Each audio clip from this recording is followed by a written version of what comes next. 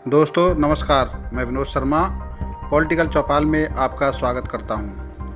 आपने कल बीजेपी के राष्ट्रीय प्रवक्ता गोपाल अग्रवाल जी का इंटरव्यू देखा।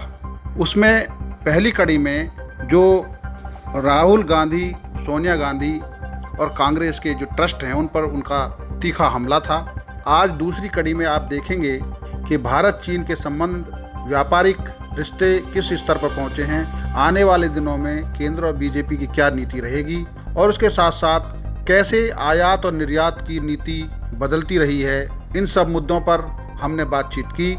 आज उसका देखिए पार्ट 2। देखिए गोपाल अग्रवाल जी की बेबाक बातें। गोपाल जी नमस्कार। आप स्पष्ट करें, जो लोगों के बीच में संशय है उसको लेकर पार्टी की राय क्या है, केंद्र सरकार की क्या नीति है चीन को लेकर आर्थिक रूप से। जैसे कि ये जो चीन के साथ डिसएंगेजमेंट की बात जो है, कई लोग सोचते हैं कि ये गलवान के जो एग्रेशन है चाइना का उसके बाद से शुरू हुआ। ऐसी बात नहीं है।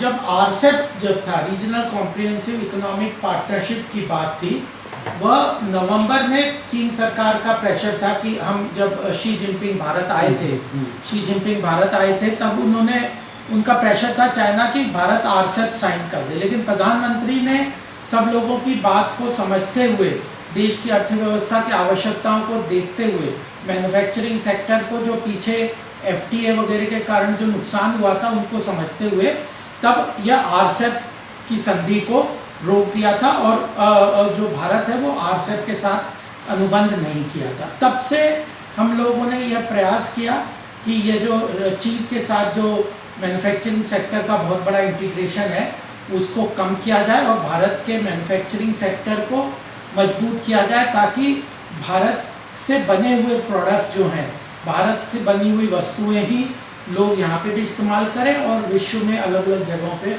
हम एक्सपोर्ट भी कर सकें। 1.5 साल पहले डोकलाम में भारत के साथ भिड़ंत की थी चीन की, तो क्या उसके बाद से भारत की व्यापार नीति में कोई बदलाव शुरू हो गया था?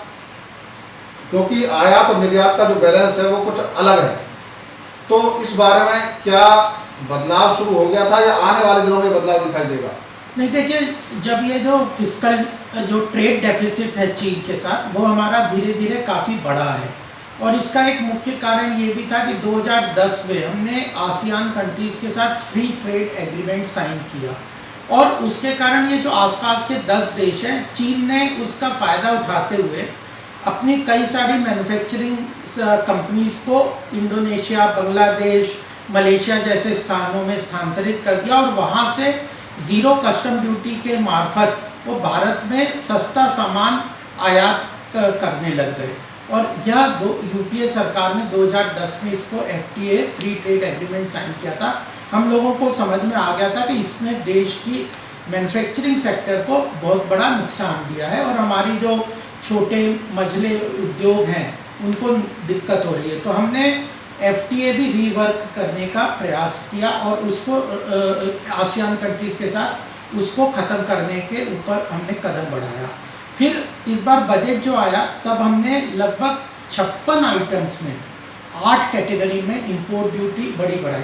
चीन से क्या है, बड़े छोटे छोटे आइटम्स यहाँ इंपोर्ट होते हैं, खिलौने हैं, जो छोटे छोटे मोबाइल पार्ट्स हैं और वो जो स्टील के छोटे सामान हैं, बिजली के इलेक्ट्रिकल सामान है, इलेक्ट्रॉनिक के सामान है, जो कि भारत में बड़े आसानी से बन सकते थे। लेकिन कहीं ना कहीं पुरानी सरकारों की यह पॉलिसी रही कि भारतीय मैन्युफैक्चरिंग सेक्टर को बढ़ावा ना मिले और वो कॉम्पिटिटिव ना रहे और चीन से हमारा आयात बढ़ता गया। तो उसको ध्यान में रखते हुए हमने इस बार बजट में भी लगभग 56 आइटम में काफ़ी इंपोर्ट ड्यूटी बढ़ाई थी और टॉयज़ वगैरह में तो 20% से बढ़ा के 60% तक इंपोर्ट ड्यूटी कर दी।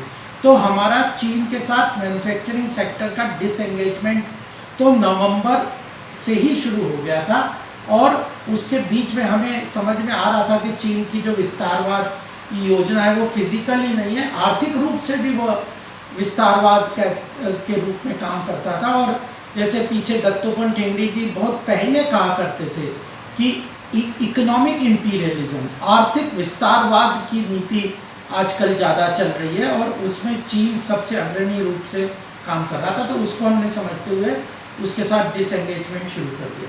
अच्छा, 2014 के बाद चीन के साथ आयात निर्यात का आंकड़े में क्या है स्थिति इस समय? देखिए, अगर आप कंसिडर करेंगे तो अगर आप 2006 से लेकर 2014 तक का जो आयात का ग्रोथ देखेंगे वह कई सौ गुना है, लगभग 500-600 गुना चीन के साथ ट्रेड बढ़ा और आयात बढ़ा। और उसके बाद जो 2014 से लेकर 19 तक तब भी बढ़ा है। ये तो चीन क्योंकि इतना बड़ा वर्ल्ड की सेकंड नंबर की इकॉनमी थी, इतनी ज़्यादा उसकी मैन्युफैक्चरिंग की ग्लोबली उसका स्टैब्लिशमेंट था, और हमारी कोई आर्थिक रूप से उससे कोई लड़ाई नहीं चल रही थी, फिजिकली हमारा कोई लड़ाई नहीं थी, तो हमारे यहाँ उससे भी ट्रेड होता था, डेफिसिट था, लेकिन उसकी जो ग्रोथ है वो लगभग 150% से 200% थी। तो हम लोगों ने काफ़ी इस गैप को फिल करने का प्रयास किया और चीन को भी ये बात समझ आ रही थी कि भारत इस ट्रेड डेफिसिट जो है उसके प्रति बहुत चिंतित है और मुझे अपना इंपोर्ट इंडिया से बढ़ाना पड़ेगा। अच्छा, भविष्य में चीन की कंपनियों को लेकर क्या रुख है केंद्र सरकार का और भाजपा की नीति क्या है?